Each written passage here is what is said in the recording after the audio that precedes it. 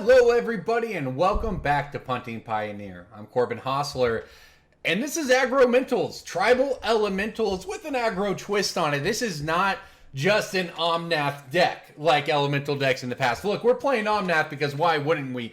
But this deck is not about Omnath. Let me walk you through. We've seen 5-color Elementals in Modern.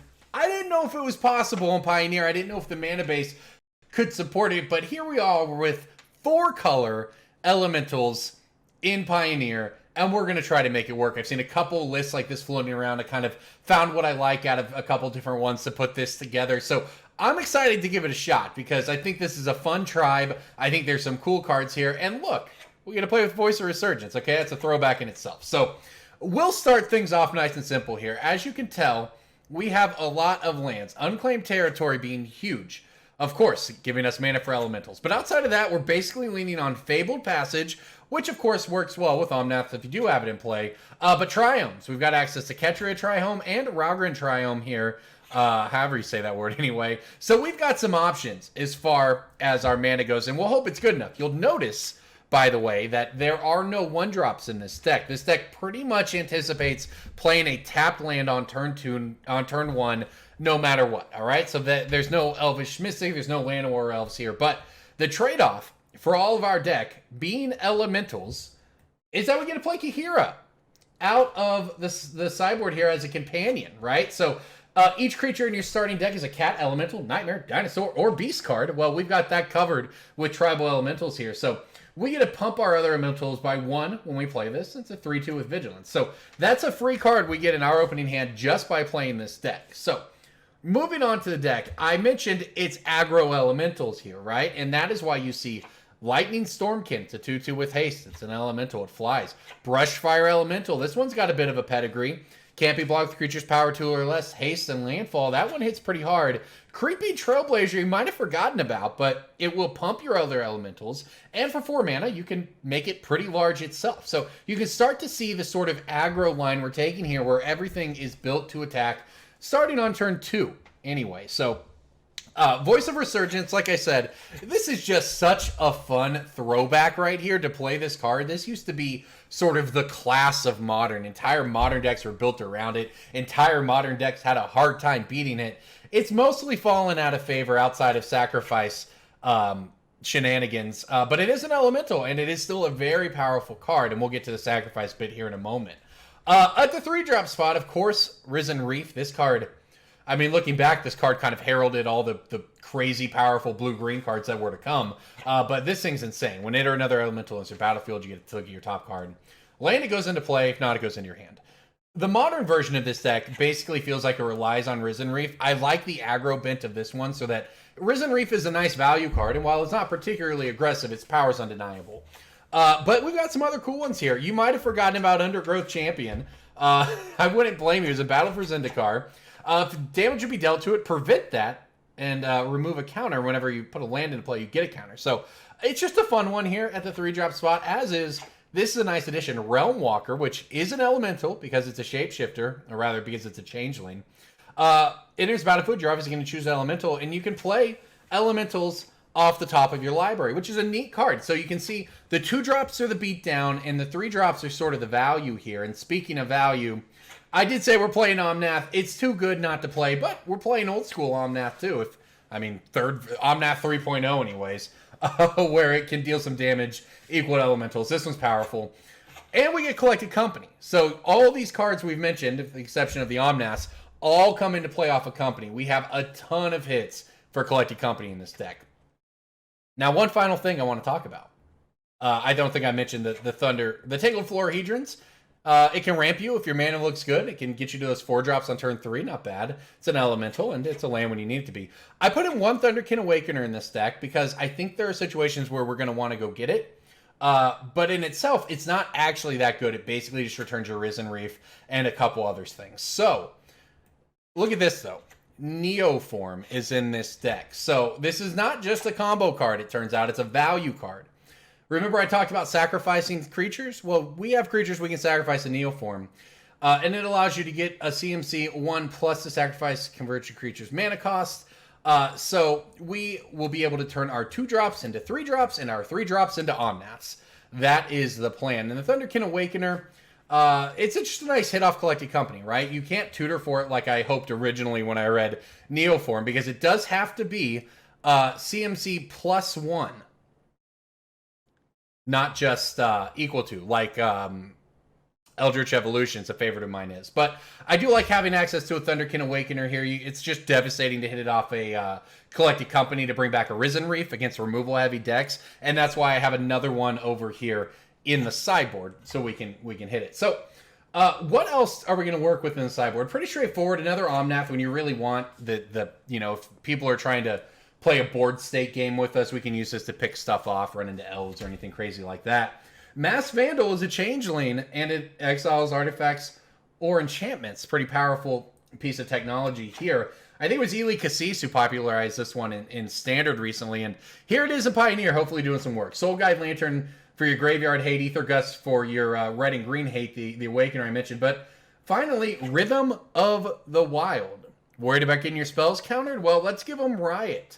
They can't be countered, and they're going to have haste or 1/1 counter. So that's a pretty powerful anti-control card right there. So everybody, it's Punty Pioneer. It is Aggromental time. I am excited to give this one a spin here in Pioneer, which is kind of quickly becoming a great format again, and I'm enjoying it a bunch. So thank you so much, everybody, for tuning in. Let's jump into the games. All right, Pioneer Elementals time. Let's go aggro with some Kaheera as our companion. This looks like, I mean, frankly, this hand's pretty slow, actually, and it doesn't have any super high-powered cards in it. You can see how the Thunderkin Awakener is a little more awkward in this deck. That said, gosh, we're on the draw. I don't know if that makes me more likely to want to keep it or ship it. I mean, we've got good mana. We've got good cards. They're just a bit slow. I'm gonna ship and see what happens here. Now, I guess this is a little better. We got the Voice of Resurgence in the Neoform, although, given that I can't actually cast the Neoform, I guess that's what I'll ship back here. But hey, we get to have a turn 2 Voice, a turn 3 Undergrowth Champion. I mean, that's a curve, is it not? So, let's give it a go here.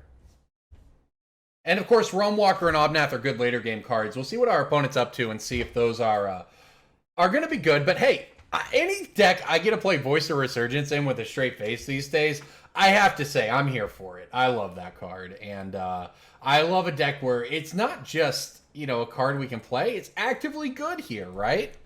I mean, I don't have any idea what our opponent's about to do. For all I know, they're going to combo us to death in a turn or two. But in the meantime, having a Voice of Resurgence just feels strong.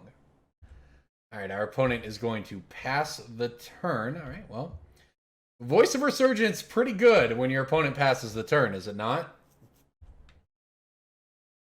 We get our attack in. I'm actually now set up to cast an Omnath next turn if I want, but we're going to give it a shot here with the Undergrowth Elemental and see what happens.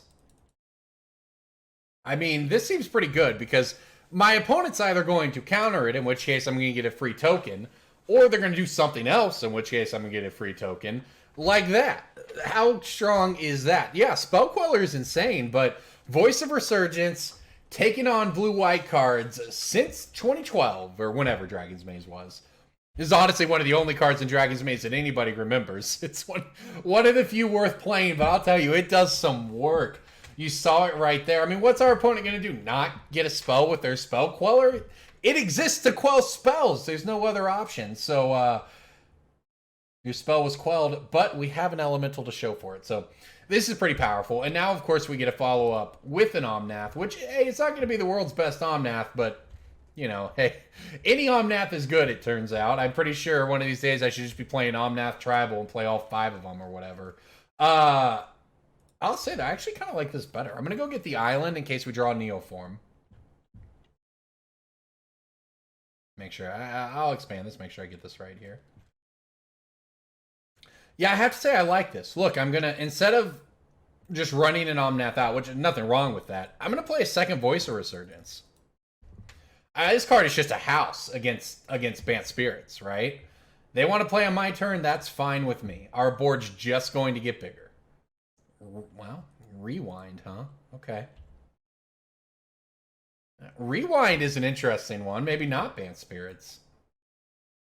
But that is why we played this way. Not specifically Rewind, I guess. But we got a trigger, and now if our opponent wants to counter the Lightning Stormkin, we get a second trigger out of it. We really were able to maximize our mana on that turn, but also our spell count. And when you got a Voice of Resurgence in play, that's what really matters, right? So now what are they going to do? They're going to give us a 4/4 token? I mean, we're just popping off with these tokens here.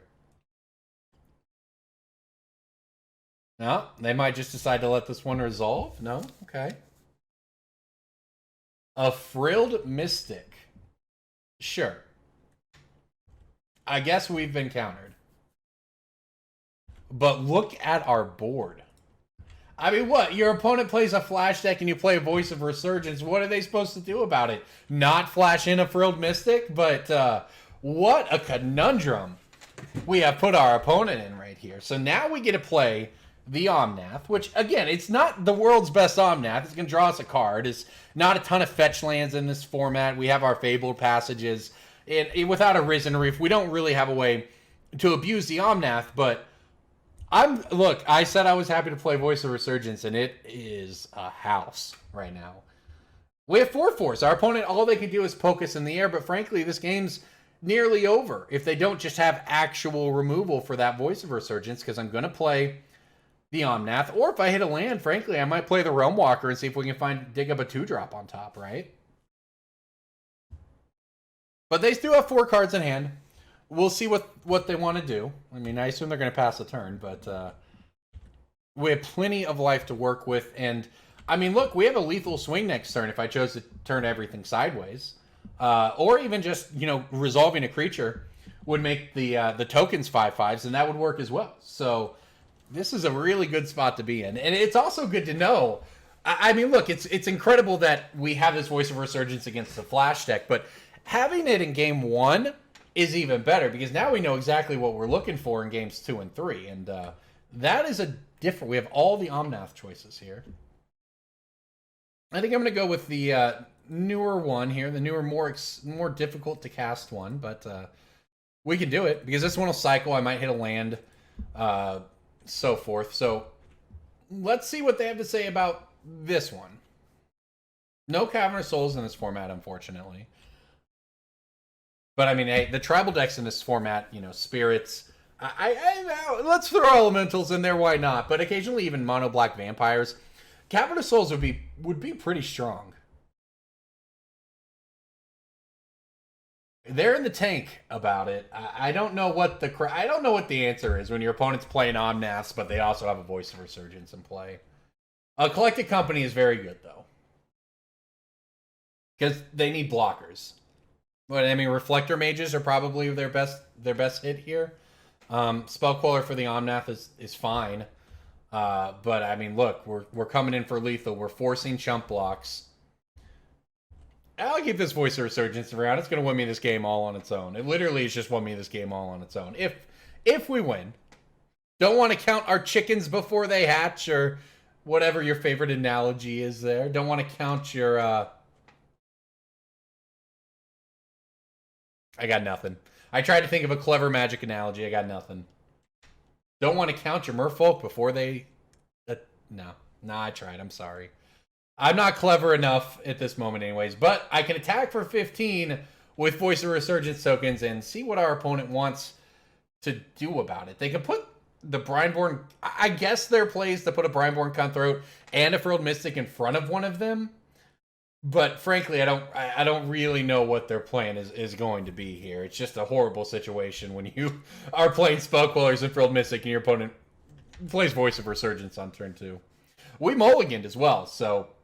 that feels pretty good. And the thing is, we're actually immune to Wraths here, too. Not that they have double white for that, but not only would we get our Spellqueller spells back, but the Voice of Resurgence, by the way, doesn't just make that token when an opponent casts a spell on its turn. It's also when it dies.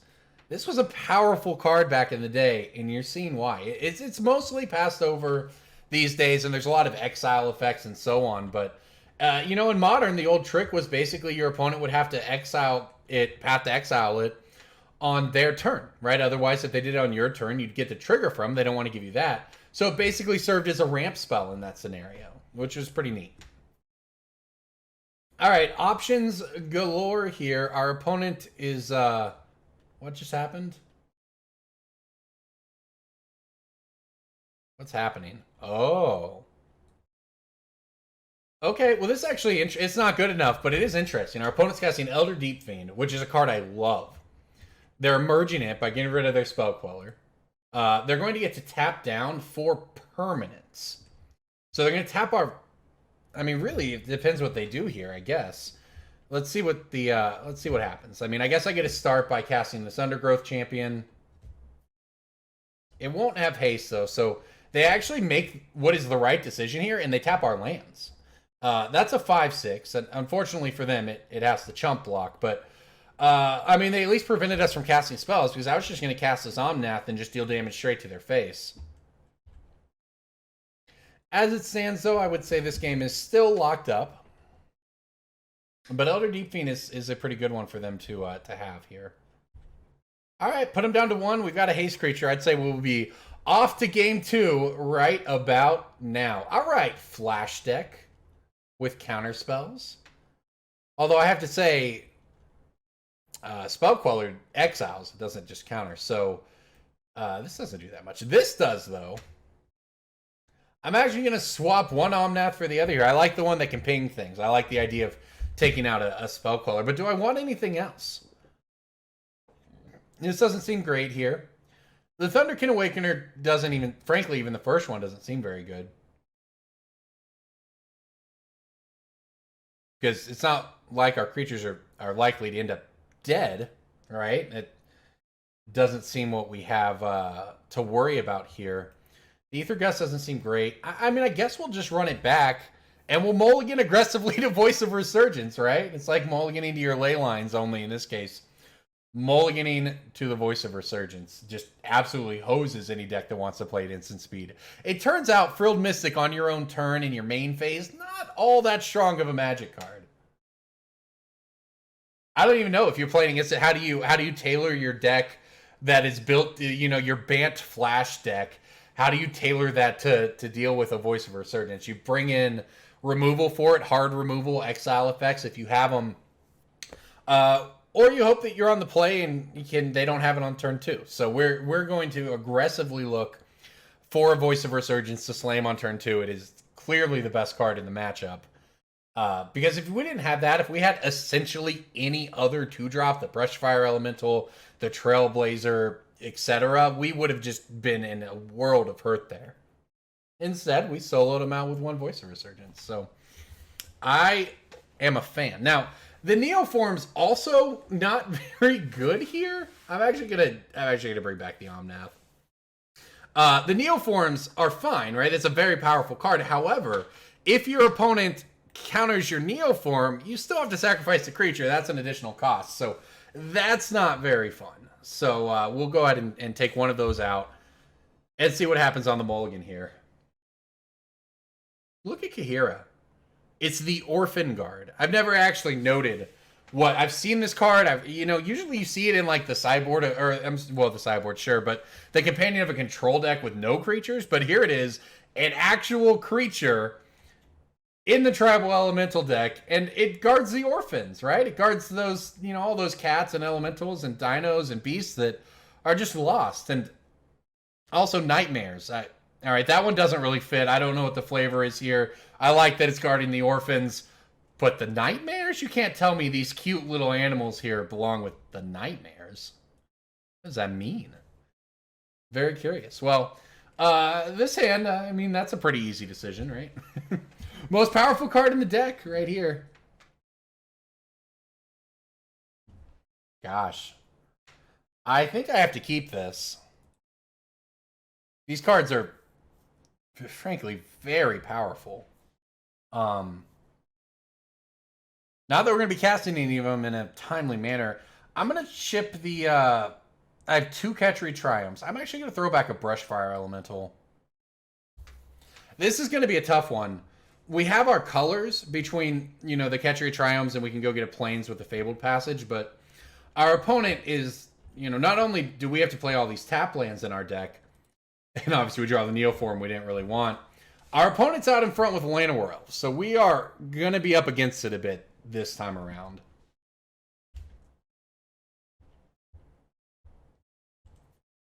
I mean, heck, we can't even get out in front with a Voice of Resurgence if our opponent has a Llanowar Elf Spellcaller start, right? That means on turn 2 they can counter the Voice.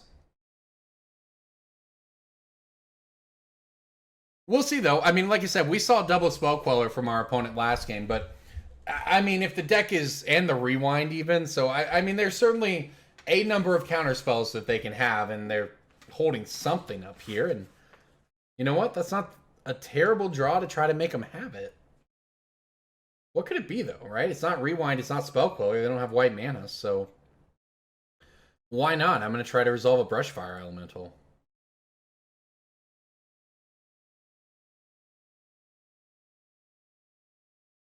The sad thing is, oh, I can attack with it because it can't be blocked with creature's power 2 or less. Oh, and it just insta-resolved, actually. So what does that mean our opponent has? Some other flash creature is just going to destroy us in combat? Yes, as a matter of fact, a Sea Dasher Octopus. Unfortunately for them, as they're finding out now, the Sea Dasher Octopus cannot block this card. It's certainly going to give them all the cards they could possibly want, but I mean, hey, we resolved a creature. We get to make some landfall triggers next turn. If we hit another untapped land, we can attempt a Risen Reef. But if not, we can swing. I mean, at least we're putting some pressure on our opponent here. They found their white mana, so the Spell Queller is very much in play. I'd be shocked if they didn't have it after shocking in that Hallowed Fountain. See what I did there. But it is what it is, I guess. So I mean, we're kind of punishing them in the sense that we don't even have a creature to play. So, got them, I guess. We should at least hopefully be good to swing in for 3 here. And I mean, hey, we're ahead in the race, right? Our opponent is certainly ahead in cards, but this, they're going to company, though. It's a company, not a qual. Oh, it's a Night Pack Ambusher. I can't beat that one. And now all of a sudden I want the Aether Gust. That card has never once been beatable.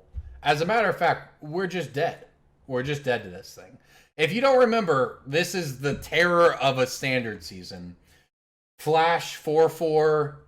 If you didn't cast a spell in your main phase, you get a 2/2 Wolf, which is of course a 3/3. That is fairly difficult to beat. All right, I want these Aether Gusts. That card demands you warp your deck around it because I have some very bad memories of dying to Night Pack Ambusher.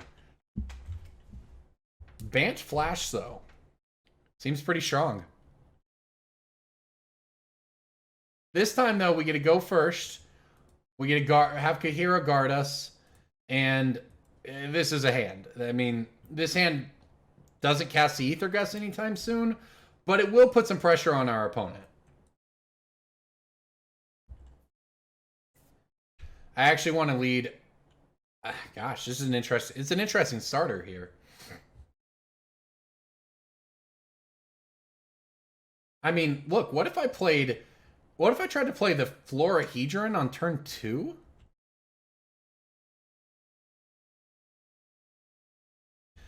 And then on turn 3, I played the Brushfire Elemental and the Lightning Stormkin? That's an interesting line. There's a Triome. Okay. I mean, it is certainly a line to take, and I think it's what I'm going to do.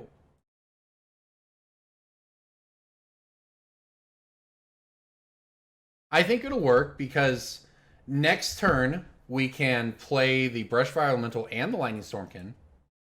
And I guess the turn after that, we'll have access to, I mean, we'll be able to play the Triumph. So, I mean, I was going to say, we're still a ways off on the blue mana, but there you go. Look at that. So, okay. If my opponent has removal, I would like them to use it, or a counter spell anyway. I would like them to first use it on the Lightning Stormkin.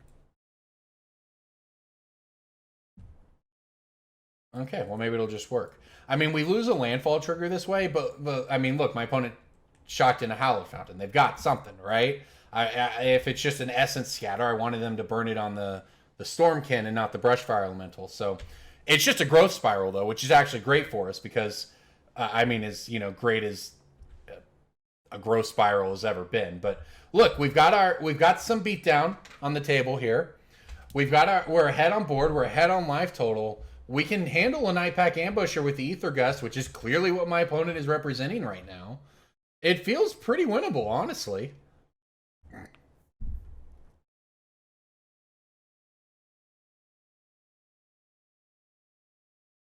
I actually think I want to end up cycling this Triome. I lose a damage to do that, but I mean, look, our hand isn't doing anything otherwise, so I'm going to go ahead and keep up the ability to cycle this. I assume this is a Night Pack Ambusher coming down. It certainly is. This is why we boarded in Aether Gust. It's one of the only ways to beat this card.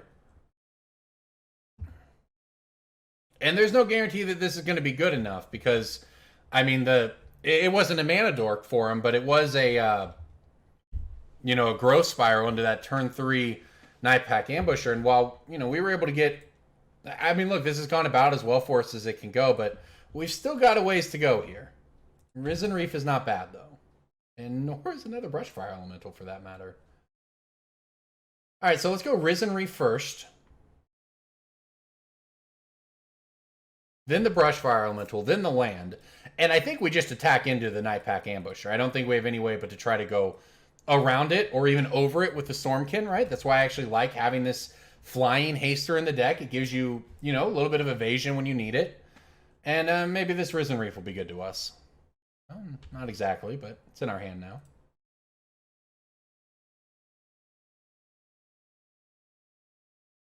Okay, well, that's a land. Look at these triggers on the Brushfire Elementals. They have haste, by the way. Can't be blocked by creatures power 2 or less. +2/+2 with landfall. Doesn't seem like that big of a deal usually until you combine it with the Risen Reef, and all of a sudden you got multiple 3/3s. So we get to come in for actual lethal here. Our opponent gets to, you know, play the Night Pack Ambusher, block one of the 3/3s, but they're going to take 5. They're going to fall to 3. And, I mean, depending on what they have, look, we can actually Neoform even further, right? We can Neoform into the 4-drop Omnath that'll deal damage directly to their face.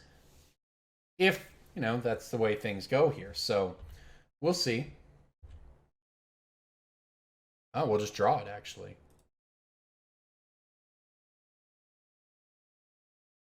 I think the plays just swing with the Lightning Stormkin, I think.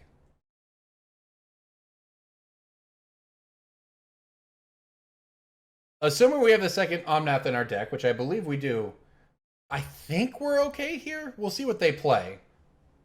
I mean, look, obviously if they just tap out for anything here, right, if they play another Night Pack Ambusher, or even a Collected Company to try to find a blocker, we win the game. So, our opponent has a lot of cards, and I don't know if this game is lost for them or not, but this is a rough spot for sure. And they're thinking about it. So the thing is, you know, if they do, and they're going to go ahead and tap out. So, all right, a Collected Company. Okay, this is great. This was a stressful one. I have to tell you, but this was, I like their deck. It's very powerful. They hit with the, I mean, not the best Collected Company. They hit one creature, but, I mean, from their side, it looks pretty good. You get to eat the thing for free, but here comes the Omnath show. We're going to deal 4 right on upstairs. Omnath, Locus of the Roil. Not the Omnath you're thinking of, but a pretty good Omnath. What a match. Woo, that was a great one. Well, there you go, everybody. Aggromentals and Pioneer. We are off and running. That was an incredible way to start things off. Let's dive into the next one. All right, we're back on the play with Aggromentals here. And here comes Kaheera to the... okay, this is unfortunately not a hand I can keep. This is bound to happen occasionally with this deck. That hand just doesn't get there. This hand, though, it does. This hand does get there. I guess I ship a... Gosh. I guess I ship a company. I mean, this hand is awkward, right? It's got a lot of power in it. It's got an Omnath. It's got double Collected Company, but wow, is this hand slow. We have a turn 2 play, but we don't have a turn 3 play. And for a deck that's never going to have a turn 1 play, I do feel like you pretty much always have to curve out 2, 3, 4, but hey, that's the way it goes sometimes. I think I want to keep all 3 lands. They leave me 1 short of casting the Companies and the Omnath, which, thanks to this mana base, I will be able to do so. I'm actually going to choose to value the Omnath over Collected Company. I don't know if that's correct, but that's what we're going to do.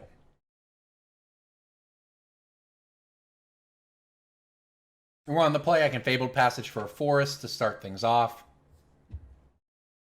And go from there. I say, you know what? I'm going to keep this thing over here so I don't forget.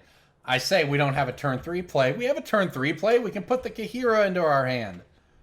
Maybe, admittedly, not exactly the turn 3 play you want to make, but it is something to do with our mana.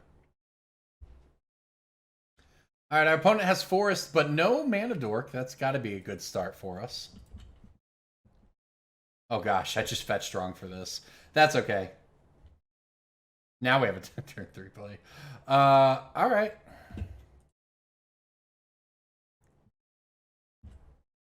The thing is, I need to get the Forest for the Collected Company, right? It's actually kind of awkward. And like I said, this comes up with this deck, especially on the Mulligan. I have to fetch that Forest to be able to cast the Company later, right? And the thing is, if I go Unclaimed Territory, Fabled Passage, I don't even get to cast Risen Reef on turn 3. Yeah, we get in some damage, but we don't get to play Risen Reef on turn 3 without top decking. This would... I guess this would have done it. No, it wouldn't, actually. Well, it might have. It doesn't matter.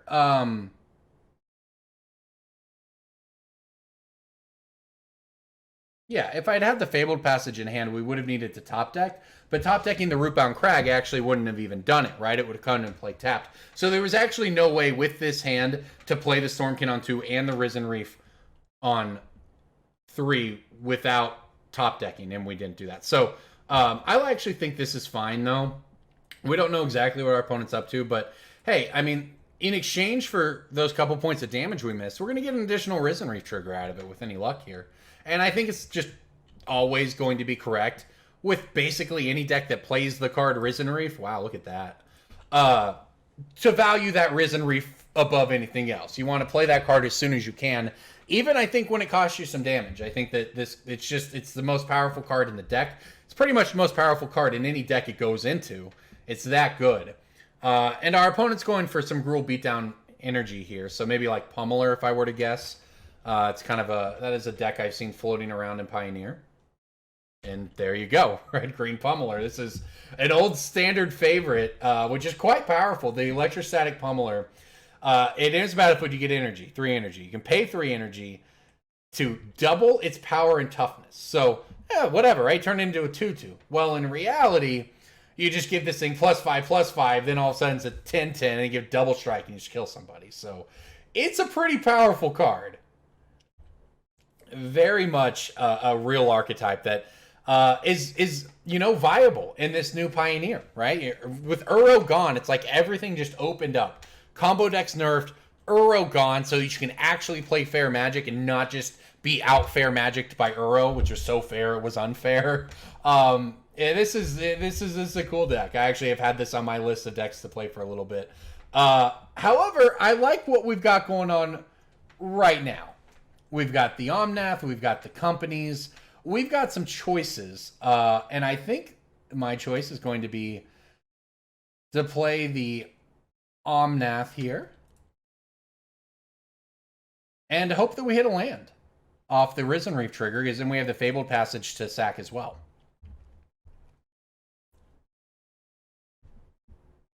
All right, we'll go ahead and draw first. And look at that. We very much might have... Oh, the value. We did it right, everybody. We did it right. That'll gain us some life. That's actually a nice cushion against the Pummeler beats. That's pretty relevant in itself, honestly. What's the next one do? Give us mana? Yeah, that's pretty broken. Gonna go get an island here, I guess.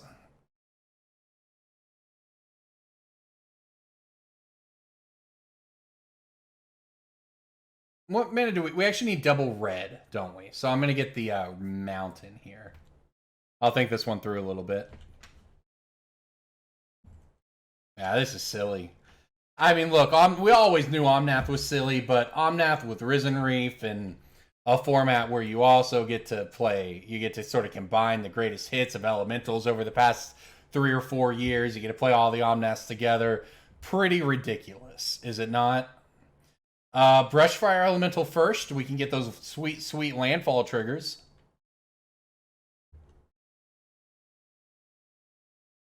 Not up the Neoform so much. But now we get to play the Lightning Stormkin. And just like that, we have a board and we have attacks. Put that one into our hand. Yeah, seems safe to swing with the both of these creatures here. Don't think my opponent will be blocking with the Pummeler.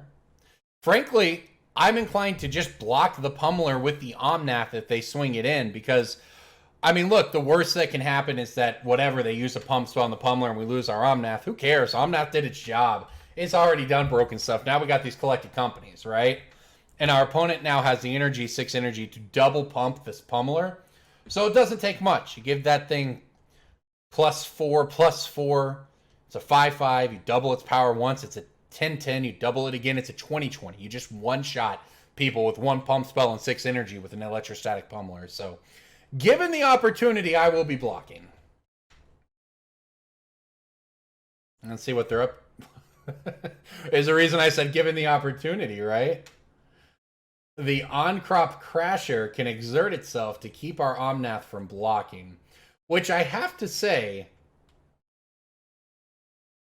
is pretty smart. It's like it's a neat little inclusion in a Pummeler deck, because the whole point of Pummeler is you either have to give the thing trample in your pump spells, or you need to prevent it from being blocked, and on-crop Crasher certainly does that. Now, they're going to exert it so that this can't block. I mean, I'm just going to take this damage. This is fine. Anything that's not a Pummeler, I think I'm okay taking, even if they can, you know, they can go this route, right? They can put counters on their Long Tusk Cub and then get it back. I think 6 energy is probably the sweet spot for your Pummeler deck, so they're going to play around having that amount. But, I mean, this is okay. We get to continue to just do silly Omnath things now if we hit some lands. Voice of Resurgence, not a land, but it is a pretty good blocker. All right, well, let's think this thing through. I think the first step... Yeah, honestly, a good question. I could Neoform. I could do all kinds of stuff. I could play like the Voice of Resurgence and then Neoform it into another Risen Reef if we really want to go crazy. Why wouldn't we? I think I want to make sure I still have some green mana here. I actually think I want to do it like this. Make sure I've collected company mana, I guess. Oh, we don't have blue mana. We can't Neoform. What am I talking about? We have blue elemental mana, but not true blue mana, so to speak, at least without triggers from Omnath. So, okay. With that said, I've changed my mind. I'm just going to cast a collected company here in the main phase. With the landfall triggers and all the other triggers, it's just definitely worth firing off now. Sure, I guess we get a Tangled Florahedron and a Voice of Resurgence. I'm in. Just this many blockers feels difficult for our opponent to deal with. Regardless of how silly this gets or doesn't get. We missed there, so even if I put the Triome into play, I mean, that gains us some life. I'm certainly not upset about that, but we're not quite to the Omnath mana. We're going to have to hit another one on top with our next elemental here, which is going to be this Creeping Trailblazer. And we'll pump the team. Show me a land on top so I can cast another company, though. Nope, not quite. Just the Risen Reef we get to draw. That's all.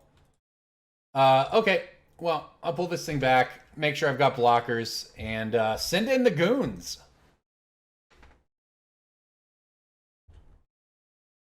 That puts our opponent down to 5.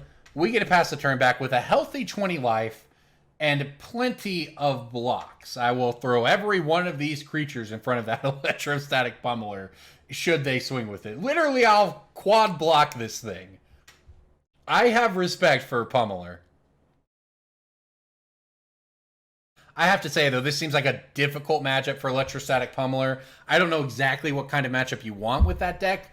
You do probably want sort of a non-interactive deck that is trying to do its own thing. You don't want a deck like ours that is flooding the board with creatures. That said, you know, imagine they go turn 1 Mana Dork, turn 2 Pummeler on the play.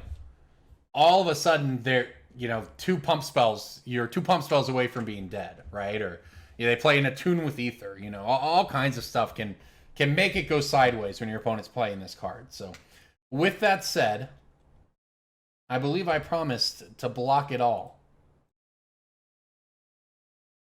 The thing is, I don't really see a way in which we lose this game outside of getting one shot by an electrostatic pummeler. So heck, take all the toughness I got.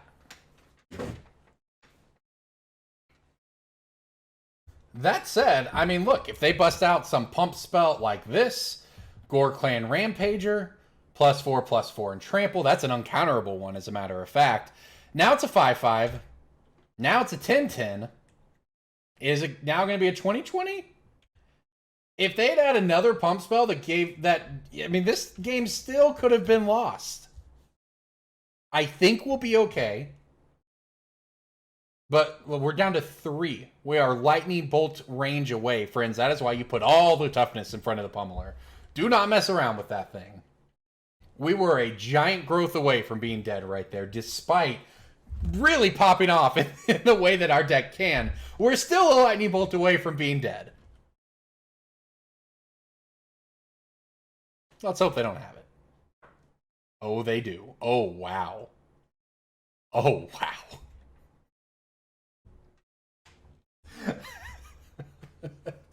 We never even had a chance. Thud. We never even had a chance. All right, Masked Vandal. I found a use for you. Wow, that was incredible. Thud. Aether Gust, get in here, please. Wow, that was something right there. All right, we don't need the Realmwalkers. The Undergrowth Champion's like fine, actually. We don't need the Awakener. I'm going to cut a Florahedron. I'm going to warp my deck to not lose to that silly pummeler. That's what we're going to do. I can't even be mad about that, though. Frankly, that was amazing. We did, I mean, think about it. We had everything that our deck could possibly want to have. We had the Omnath working. We had all the blocks in the world. We gained a bunch of life. We did everything possible to not get pummeled. And we still got pummeled pretty hard, and then it all ends in a thud. Come on. That's what I told you. You got to respect that deck.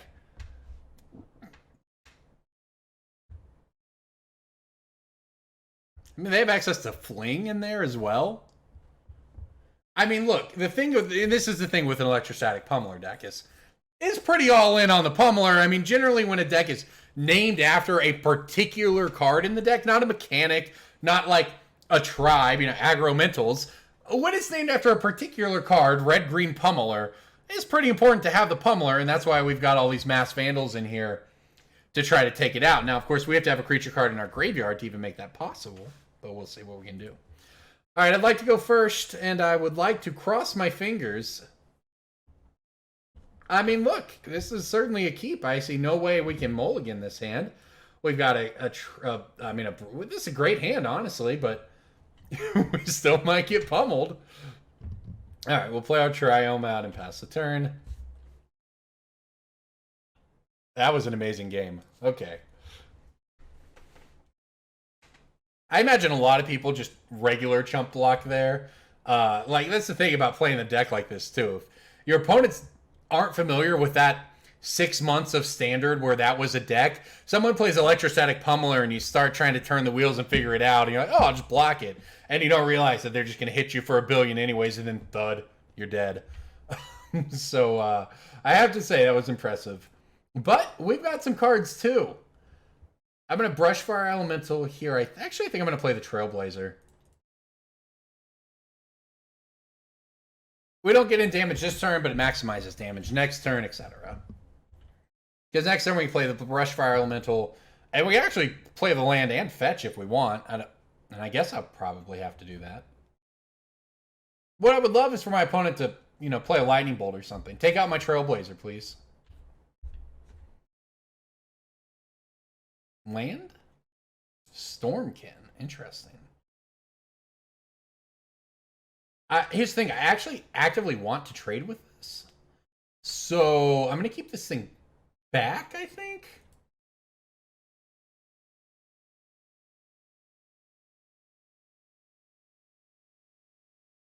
Play the Brushfire. Play the land. And the thing is, I think I kind of have to fetch here. I just got to go grab a forest. I don't really want to because I want to draw land next turn, but I think we, you know, if we don't draw land and we draw a Risen Reef, I'll feel very, very dumb for having not fetched. So I think we pretty much just have to make this call. And I mean, look, hey, we get attacked for 6. Pretty good. Wait, I'm sorry, more than that? How much damage are we doing here? 5, 7? Pretty powerful. And then I'll keep the Trailblazer back. Yeah, we're coming in for 6 here. To trade with the Long Tusk Cub, which is great. I would absolutely love to trade with the Long Tusk Cub. And then my opponent play a Pummeler, and I get to play a Masked Vandal, exile a creature card from my graveyard. Exile the Pummeler. That is what we hope to transpire here. Maybe hit a land. Wouldn't say no to that. Let's see what they want to do, though. Yep, they want to come in.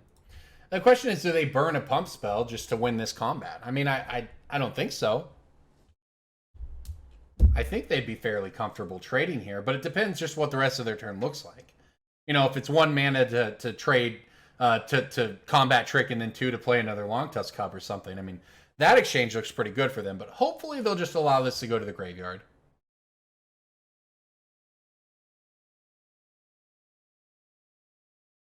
This is sort of a classic Who's the Beatdown? And like, I don't know how often it gets referenced. I know that I've certainly referenced this before. Michael Flores, CoolStuffInc writer, wrote the seminal Magic article, probably of all time, 25 years ago or whatever it's been at this point. Who's the Beatdown? And the idea, the conceit of it is that in any given matchup, you have to decide who has to apply the pressure, who wins the long game, who wins if the game goes 10 turns longer, who's the beatdown? And look, we're the beatdown most of the time. But the beauty about Magic, and really why it's stuck for so long as a concept, is that who the beatdown is not only changes from match to match, deck to deck, you know, matchup to matchup, it changes game to game. Against a lot of decks, we're the beatdown. There could be worlds against Pummeler where we're the beatdown, but in a vacuum, oh wow, look at this. Oh, that's really bad for us. Oh no. My opponent is the beatdown, is the point. And therefore, we want to take the defensive position where we, at all times, are looking to defend. That's why we have all the Masked Vandals in here. I want to, at all times, not get pummeled, because Pummeler is the beatdown. Always. At least mostly always. And we are not. That said, this is also a problem, right? The harness, well, that's a card. Man. Yeah, I mean, this is kind of rough. I mean, it sets us up okay for the future, but we're just going to get destroyed in the meantime. Harness Lightning gives you 3 energy. You can then spend any amount of energy you want to deal that much damage to a creature. So in this case, our opponent in combat was able to Harness Lightning, get 3 energy, spend 1 energy to take out our Brushfire Elemental with its 1 toughness, spend the other 2 energy to pump the Long Tusk Cub, making it a 3/3, making it win the combat with our Creeping Trailblazer, putting us in a pretty rough spot now. I mean, look, we're still okay. We can race the Long Tusk Cub. And it's not the end of the world by any means. And now, I mean, we got our wish. We have creatures in our graveyard for a pummeler should it come down. So, you know, all hope is not lost here, but I don't really love my opponent having all these Long Tusk Cubs. and a Wildborn Preserver. Now, it's an elf. This card's so weird to me. It's an elf archer, even though the art is obviously of a fox, but it has flash and reach. And whenever a non-human creature is on the battlefield, you can pay X if you do put X counters on the Preserver. So this thing gets pretty massive all on its own. I would like a land. That is what we need. That is not just a land, that is a perfect land, frankly. Can I cast Omnath? Red, green. So red, green, white, blue. I can cast Omnath. Okay. I may as well swing with this thing. It's not really going to do any good blocking as a 1/1.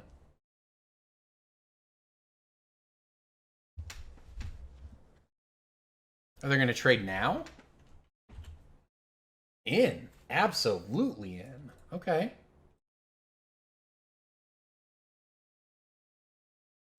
All right, Omnath, come on down. Save my bacon. Let's go. Draw a card. Let's see what we hit. Now I kind of don't want any more lands. I mean, not that a Stomping Ground is terrible here. This is a very different game than we have played in games past thus far, right? But now we have a solid blocker. Our opponent has their own engines, right? Wildborn Preserver is an engine all on its own. They can make that thing pretty large, but look, if they just don't have it, you know, and this is a situation where I probably just take the damage. I'm the one with the Omnath. I'm the one with the landfall trigger for it. And we've got good draws here. I don't like giving them energy, but given that we can answer a Pummeler, the Long Tusk Cub is a little more manageable. And of course, if they play Pummeler, which they're actually they're casting the Gorklan Rampager. I'm sure they wanted me to block, but you can play that card for a 4/4. Another card that used to be a modern staple until the format passed it by years ago. Love to see it have a second life, so to speak, here in Pioneer. This is what I want Pioneer to be. I don't want Pioneer to be Omnath.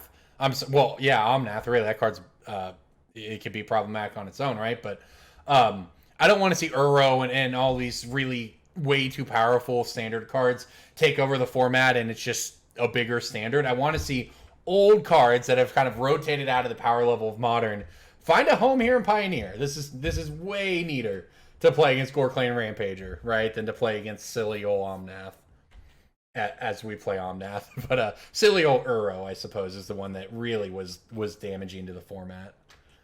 Okay, well, let's think this one through. We'll get some life at least, so we can, you know, we're hanging in there on that front. It's probably just play this Stomping Ground pass, cast a Collected Company. I could main phase the Collected Company in case we hit a Risen Reef and we could get mana out of the deal. That's tempting, to be honest. In fact, I'm going to go for it. I don't know if that's correct or not. We lose the element of surprise here, but it's pretty telegraphed Collected Company anyways, is it not? And hey, look at that, a Risen Reef. Maybe we'll get rewarded. And if we do get rewarded, it's going to be a pretty massive reward, so we'll see. All right, Creeping Trailblazer. Whiff on the first one. Whiff on the second one. Okay. Well, it is what it is. All we did was get up a great blocker and draw 2 cards. Could have been worse, am I right? We've got Pummeler under control. This is what I meant in game 1. You know, if there isn't a Pummeler involved, we can go bigger and wider than this deck given time, right? Although, here we go. Insult to injury. Damage can't be prevented this turn. If a source you control would deal damage, it deals double. And of course, injury on the back half can deal 2 damage to target creature, which of course is 4. But it looks in this case, they're just using it for a big attack. And this thing has trample.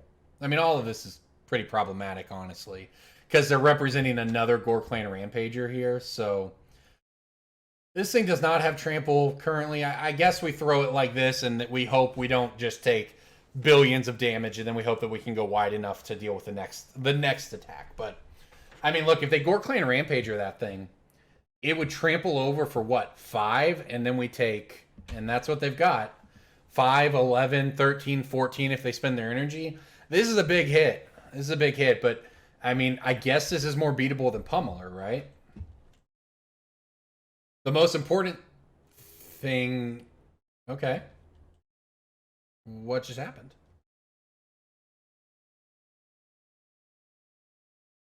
We died? Because of the double damage. Yep, that's all it took. And I don't think we have a way around that. The double damage just gets us, right? Because if we block there, we take 8 and 14, right? We can handle 14. We had enough life to do that. We didn't have enough life for this to trample over for 5 and then double it to 10. So I think we're pretty much dead there no matter what we do, right? Even if we were to throw 4 toughness in front of this, then they just pump. I mean, they pump this and then they destroy our Omnath. I mean, maybe we're not just dead that way, but look at this pummeler deck.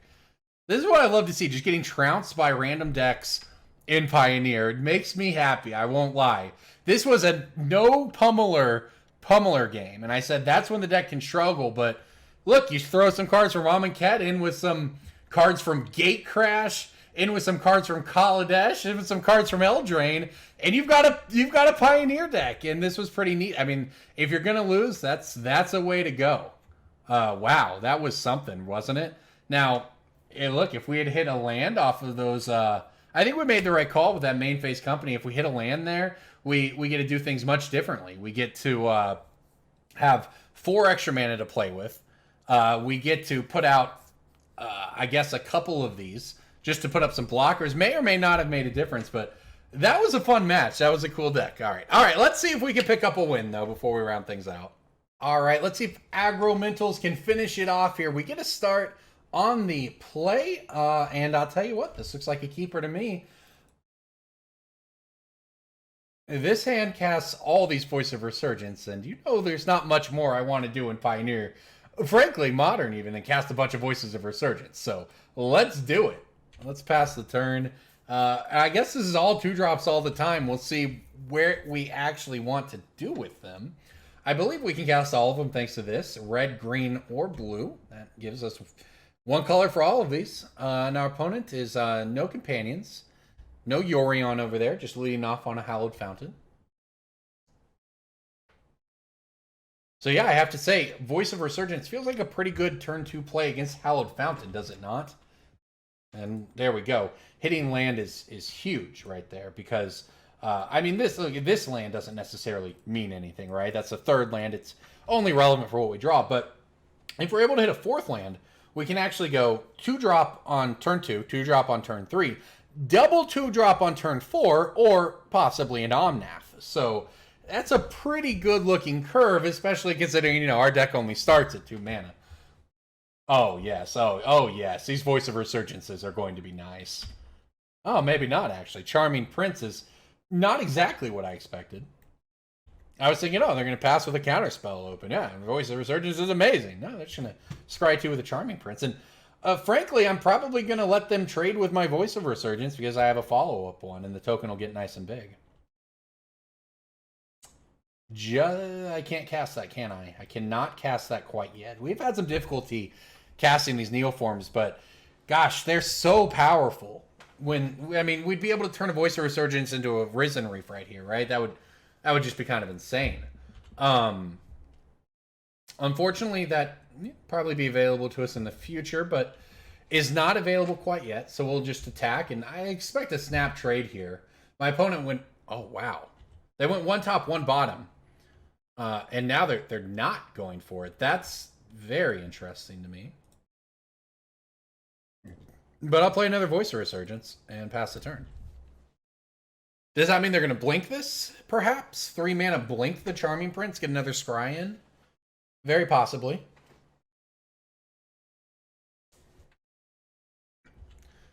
Alright, I gotta read this one, I'll tell you all. The Omen Keel / Cosima, God of the Voyage, but the Omen Keel this time around.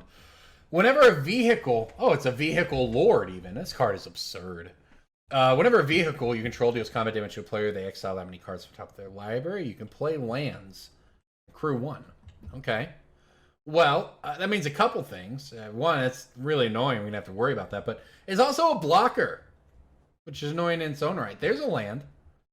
Maybe not exactly the land we were looking for, but a land nonetheless. And, I mean, honestly, it is. Any land that adds mana at this point is going to be a good land. So, I just got to figure out if I want to go with the Trailblazer here or if I want to go with the Brushfire Elemental. I think I want to go with the Trailblazer, honestly.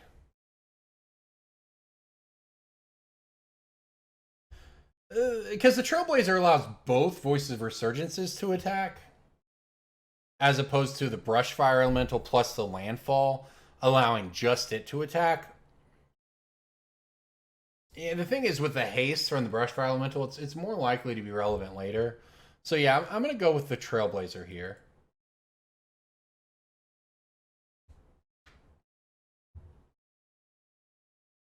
My opponent, at least, you know, from what I believe to be true, can only trade with one of these right now. The Omen Keel can trade with one if it's crewed by the Charming Prince, or the Charming Prince can just trade. And either way, that seems fine for me. We get to actually grow our grow our elemental in that deal. We trade a 2/2 voice for a 4/3 elemental. And now we're just set up, right? We're just set up from here on out. I can just cast an Omnath. I can turn the voice into a Risen Reef. Whatever we want's on the table, basically. Here comes Skyclave Apparition. Well, this is actually pretty good for them, right? They get to exile the token. I never get it back. They're actually going to exile the Trailblazer, though. Okay. Crew this thing up and attack me. I honestly, I guess I don't care if they get my lands, if it means they're going to tap down both of their blockers. Not hitting the token. Can they hit the token? Oh, it's non-land, non-token permanent. I gotta read. Reading the card explains the card, does it not? That said, okay. Decision made. Look at that. Time to cast Omnath.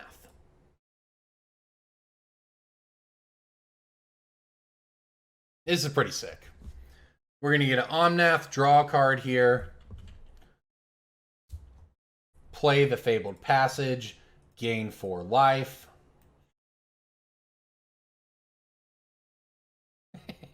They're not wrong. They're really not wrong.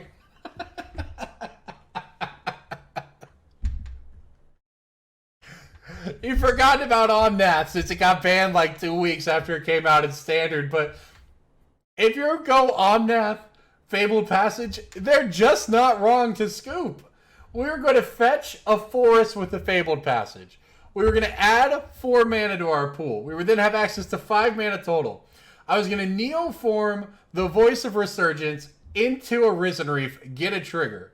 Then I was going to play probably the Brushfire Elemental, get another trigger, get to attack, and we're just going to have an Omnath at play. It's just unbeatable. It's just unbeatable. Wow. All right, well, I guess I want some of these Masked Vandals in here if our opponent's playing the Omen Keel. It's a pretty neat one. Thunderkin Awakener will cut. All right, Rhythm of the Wild I'm not quite sure about. Like I said, we didn't actually see... Yeah, my opponent said, GG, double voice into perfect mana Omnath is sick. Yes, it is. It wasn't quite perfect, though, I gotta say. My land on turn 4 came into play tapped. I had things to do with that mana if it came into play untapped. All right, well, let's see here what we want to do. The Undergrowth Champion I'm going to cut. Look, I like this card. I really do. It's got a really sweet ability on it. But it's just a little... It's just the card to cut. It just doesn't really... You know, it's not the card advantage engine Realmwalker or Risen Reef are. It's just a powerful beater, and it's not even that powerful. When we just really want to go over the top, essentially. I do think I probably want this other Omnath. The question is whether I want something like Rhythm of the Wild in here. I'll cut a Neoform. I don't know exactly what we're looking at over there, but a couple Masked Vandals should probably help in case we run into more Omen Keel shenanigans. I didn't even read Cosima. That card has 1 billion words on it. And then you flip it over and it's got 1 billion more words. Just a keep. Remember, Florahedron is going to be the Tangled Veil here. It's going to give us green mana, and then we're going to have Unclaimed Territory, and all of a sudden our mana is going to be pretty decent. Still can't cast this. Neoform's just uncastable in this deck. After one time, I'm like, yeah, whatever. But honestly, 3 Neoforms is probably too many. I think I've been able to cast it once in these games. The mana is just really awkward. You know, it's very reliant on having a Triome on turn 1. But I can't really mulligan this hand either, right? It's just that the Neoform is a dead card for now. I think you probably want I say that, and there's our Triome right on time. You probably want 2 Neoforms, and you want it another Omnath, or you want, you know, something, right? Like, there's actually there's lots of other cards you could play, depending on what, you know, play Scampering Scorcher, whatever it is, the 4-drop that makes 3/1/1 elementals to share your Risen Reef. What in the world is this? Allrun does some words. I'm just going to ignore that. Haka, Whispering Raven, deals combat damage to a player, return its owner's hand and scry 2. It's a 2/3 flyer for 2 mana. Yeah, these cards are insane. Okay. Oh. Well, I'll tell you, when you can cast Neoform, it's pretty good, is it not? And here we go. I think I want the Florahedron. Because then next turn I can go Stormkin plus Voice of Resurgence or plus Brushfire, I think.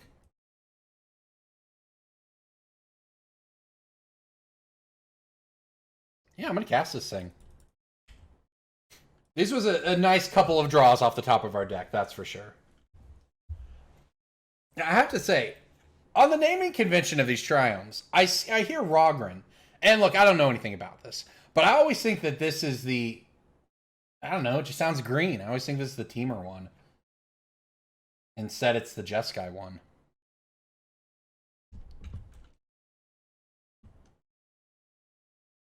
Alright, well, you're going to get a scry. Do I even need to... Do I want to read this? It gets +1 for each card in your hand, and each foretold card you own in exile. Being of your instep, choose a card type, reveal the top 2, put those into your hand. Okay. Sure. I think somebody actually played this against me, Commander. Maybe I've seen this card before, but this is pretty good, right? A 2/3 flyer for 2 is a heck of a blocker. It's a heck of an attacker, because when it deals combat damage, you get to scry 2 and pick it back up. Now, I think you do have to scry it. I think you have to pick it back up. So, I guess there's that, but it's got a 5-mana version later on. It's pretty powerful. As is Reflector Mage on our Florahedron. Might just change my mind and play it as a land now. I wonder if it works. I wonder if I can do that. I think so. I think it's a different card. Can't cast spells with the same name as that creature. Yeah. So I could play it as a land if I wanted. There's a voice. So 3 mana does basically nothing here. So I think it's just going to be Voice of Resurgence. My opponent seemed to not like that one. It's got to be pretty good here. And the second voice, too, means that we'll have fodder for the Neoform later. So I'm going to play the voice, and then I'm just going to play the Florahedron as a land.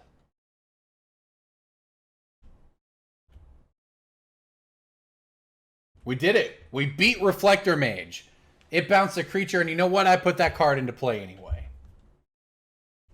That is a pretty good turn 3 tempo play for them, though. It certainly slows down what we had planned, but Voice of Resurgence is a good follow-up. It makes them play on their turn. Oh my gosh.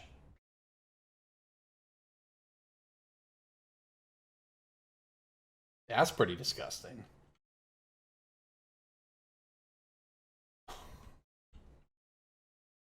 What do I do? I'll tell you what I do. I draw those Masked Vandals. That's what I do. We will be getting the other Masked Vandals in here now that I know it's not just the Omen Keel. Wait a minute. Do you think you can bounce? You can like flicker your whatever the front side is and then turn it into the back side? I don't know. Yeah, there's a Florahedron. I can play it now. This is rough. This is rough. This is quite the combo. And look, in theory, I could Omnath it down later, but that's a long later, right? You know what I actually want to do? I feel like the only way we're gonna win is to just start popping off with Risen Reef. I kind of want to just play a 2-drop, the Florahedron, and then turn it into a Risen Reef and just hope to get a land. It's that, or I mean, I can play 2 cards here, so maybe that's better. Maybe I play the Brushfire Elemental plus the Florahedron. That might be better. Can I do that, though? I don't actually think I have double green plus red. No, this can add red. Okay, we're fine. All right, so we will go green, red for the Brushfire Elemental. Nope, I got to do this the other way. Okay, hold up. Hold up. Green, red.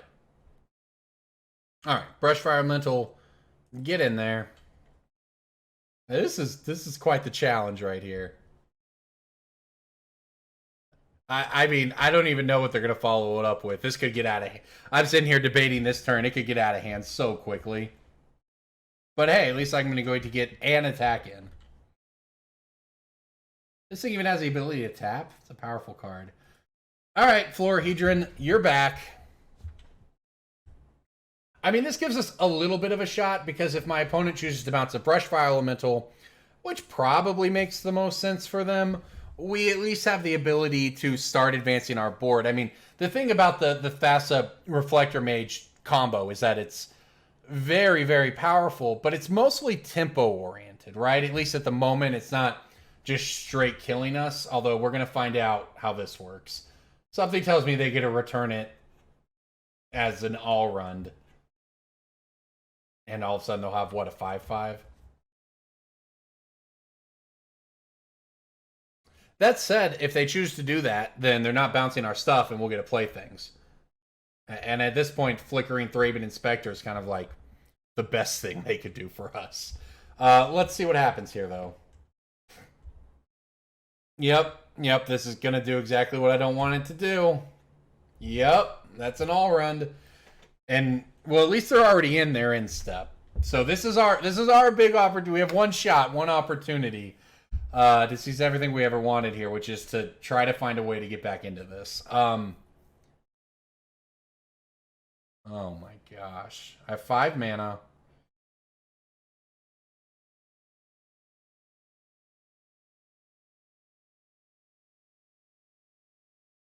Oh man. It's kind of tempting to just use the Omnath to shoot down the Reflector Mage. That makes the things they're going to do much less bad to us. Right? That said, the Voice of Resurgence in the Risen Reef line is still available. I don't know, though. I kind of feel like this is basically going to be the only opportunity that we're going to get to shoot that Reflector Mage. And the Reflector Mage blink is, I mean, look, as problematic as these cards are, and they're incredibly problematic, the Reflector Mage is the one that keeps us from matching them to any extent, right? I mean, I can put my Risen Reef shenanigans up against their blink shenanigans and all run shenanigans and feel okay about that exchange, but once the Reflector Mage is involved, things get a lot worse for us. So we'll see what the heck we're going to do here. But the good news is this doesn't trigger to the instep, and it's a creature-oriented deck, so it's honestly not that bad. They choose a card type, they choose creature or whatever, they reveal the top 2. Occasionally it's a draw 2, but, you know, sometimes it's a draw 0. So it's not unbeatable by any means. Flickering the Thraben Inspector to investigate again, also not a huge deal. And, I mean, they don't really want to leave Omnath around either, right? So we've actually managed to put a little bit of pressure back onto the board here, and we'll see what happens. See if they stack. I guess it probably doesn't even matter how you stack it. Yeah, I guess this isn't so bad. They're going to activate All Run here. What did they choose? Oh, they chose land and hit 2 lands. Okay, cool, neat, yeah. So it's a very big All Run, and they get to investigate again. So, all right, though. I mean, look, if that's the instep, let's see what we can do. An Unclaimed Territory is not bad. I think this is where I start by playing a Voice of Resurgence.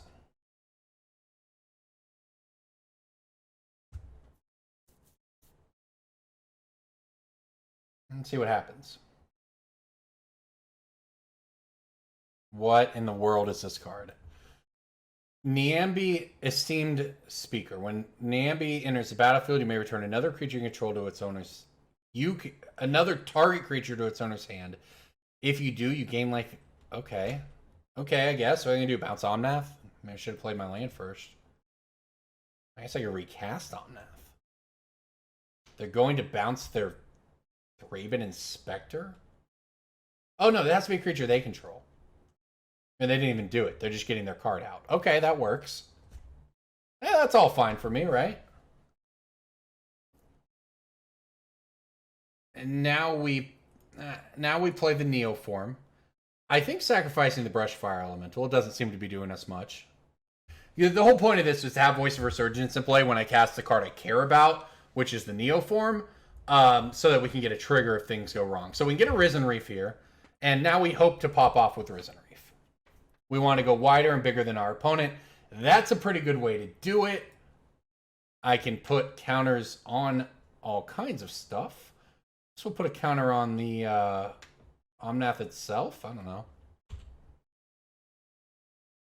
Now I can play land. And now I can play whatever I want.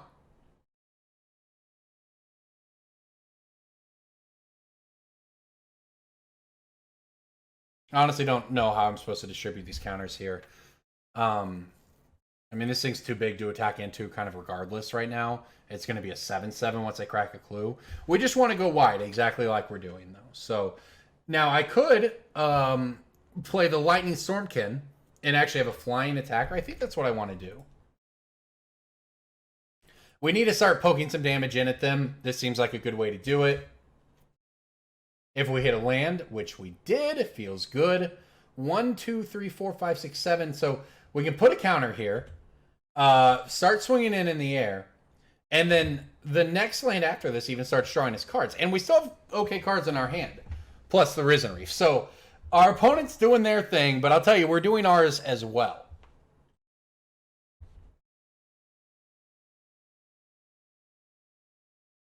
And it's a pretty easy chump block with the Voice of Resurgence on the Allrund.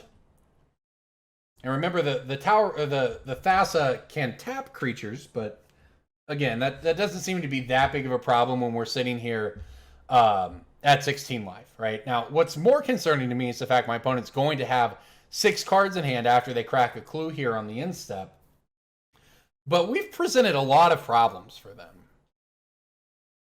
right? We've got blocks. I can even take a hit from the Allrun. It's not that big of a deal. They've got all kinds of value, right? They're doing it as far as value. But our deck is doing some value too. And not many things in Magic can outvalue a Risen Reef.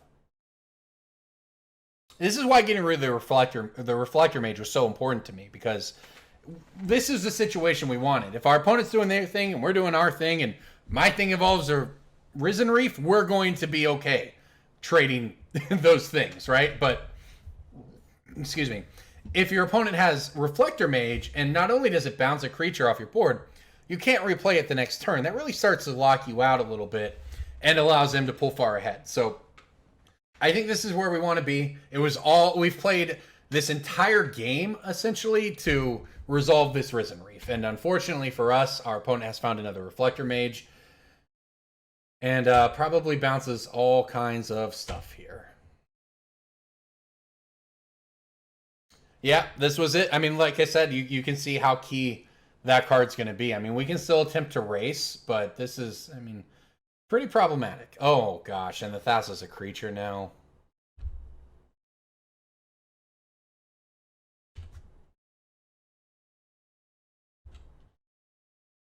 Okay, well, we'll block. We'll try to give them a target that isn't a Risen Reef to... Oh, we even get a trigger out of it. So we get to draw another Voice of Resurgence. Oh, that's not bad. That's not a bad freebie, considering they're probably about to bounce this here Risen Reef. But I have to say, that it was all about Reflector Mage. This one might be slipping away. I felt good before Reflector Mage was involved, and I felt terrible after. It's pretty much that simple.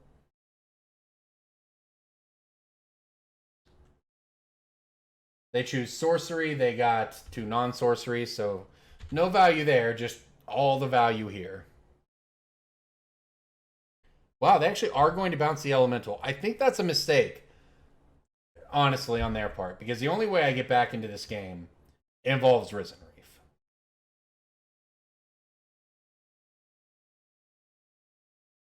Go ahead and fetch up our planes here.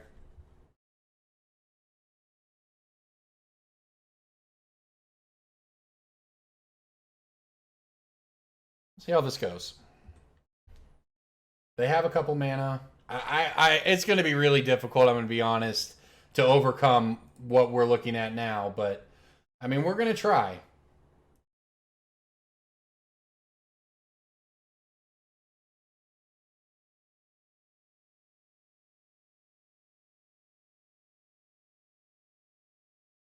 Oh, there's an Omnath.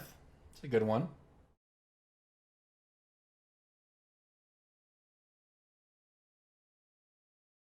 All right, we'll go red, green here. Wait a minute. Can I cast Omnath? And play a land? All right, I'm in. White, red, green. Play Omnath. Unfortunately, we're not... Well, I say that. If we actually hit a land off the... this could get even better, right? If we hit a land off the Risen Reef trigger here. Or even, heck, I mean, we get a draw off the Omnath. This turn might not be over. There you go. Look at that. Well, that's huge. We get a land. Now we get another land. Now we get mana. And we get to play a Creeping Trailblazer. And get another trigger. This is why my opponent... This is... Okay. I am so in for that. I can't do anything with this, right? I don't have mana to cycle it. Okay. This is why I said my opponent really needed to get the Risen Reef off the table. I don't see that 3/3/4/4 token. I mean, it'd be a massive token now, but they have their own chump blockers. I don't see that token being that relevant. But the ridiculous advantage we just got off the Risen Reef here, I mean, that might give us a way back into this, honestly.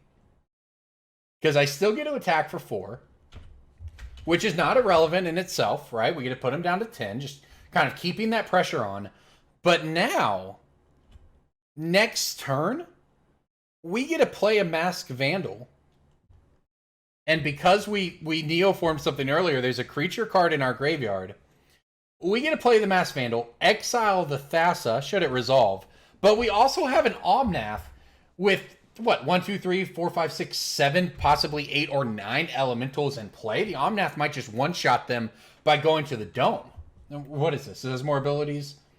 Discard a legendary card, draw 2 cards. All right, discard the Cosima, draw 2 more. That means they're digging. That is great for us. That is very, very good for us. I have to say, I'm feeling all right with where we're at right now.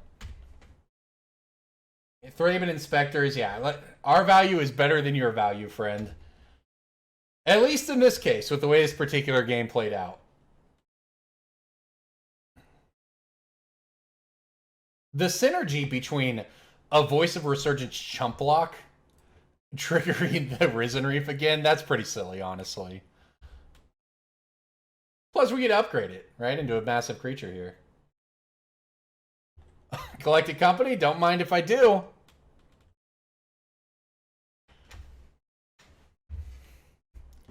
Okay, well, let's see here. Thassa is going to, let's see what they name.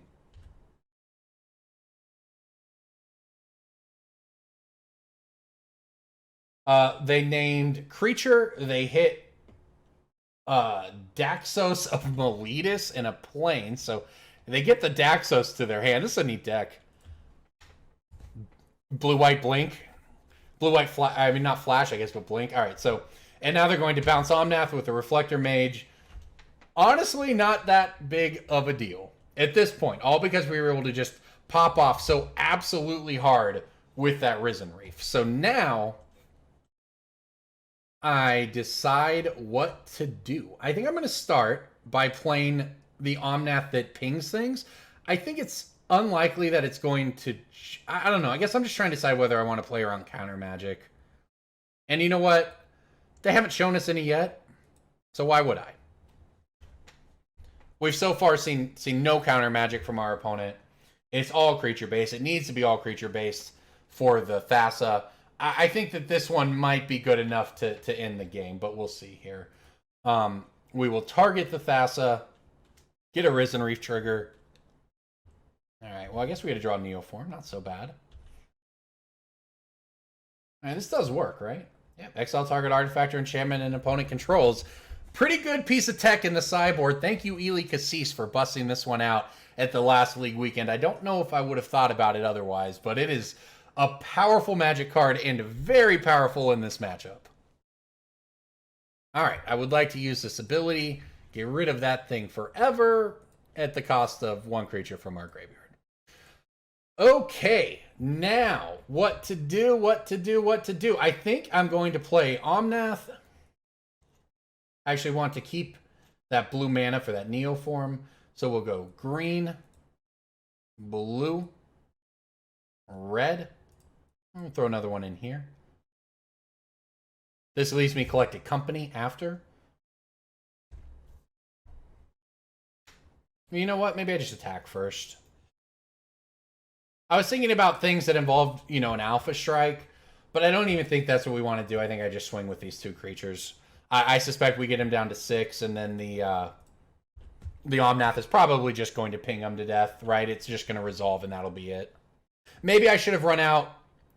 I mean, maybe. I want to keep the... I would say the Creeping Trailblazer would make the attack a little better, but, I mean, this is good enough, right? We have plenty of elementals to make this lethal.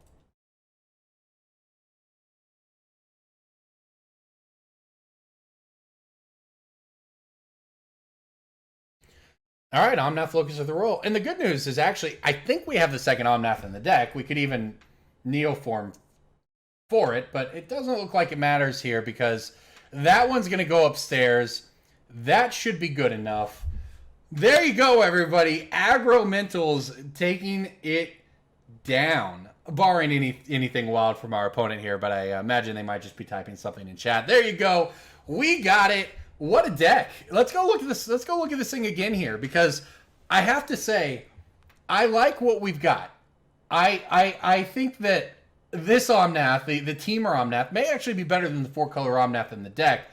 That said, you probably play them both, right? I think if I were to make any changes to this deck, I'd cut the Undergrowth Champion. I'd cut the Thunderkin Awakener. It didn't really do us much. It's great in theory, and it's extremely powerful with Risen Reef, but that's not really what this deck is, right? This deck wants to attack. Wants to do silly things. I think what I would actually do is add a second copy of the Teamer Omnath. I'd probably add a 3rd Florahedron. Because our deck is so full on 2-drops, you can just get away with playing this on turn 2 and then playing 2 turn drops on playing 2 drops on turn 3. That is quite the tongue twister, I guess. I'd also probably cut a Neoform here and throw in, I don't know, probably the, I mean, you probably just want like another Realmwalker, or maybe you keep the Undergrowth Champion. That, you know, plug and play, right? You've got those, basically, those are the spots I'm looking at. I'd want a second copy of Teamer Omnath in here. I don't need Thunderkin Awakener. I don't need Undergrowth Champion. I don't need a 3rd Neoform. I'm not even confident you need 24 lands. You might be able to get away with 23, especially if you're running 3 Florahedrons, but certainly nothing wrong with 24 and just making sure you can really maximize the ability to pop off with Risen Reefs and so on. Well, everybody, thank you so much for watching Punting Pioneer. I'm Corbin Hosler. You can find my content here on CoolStuffInc. Every Thursday, I do Punting Pioneer and Mighty Modern. You can find me on Twitter at Chosler. You can find my podcast, Brainstorm Brewery. Everybody, thanks so much for watching. I'll see you next week.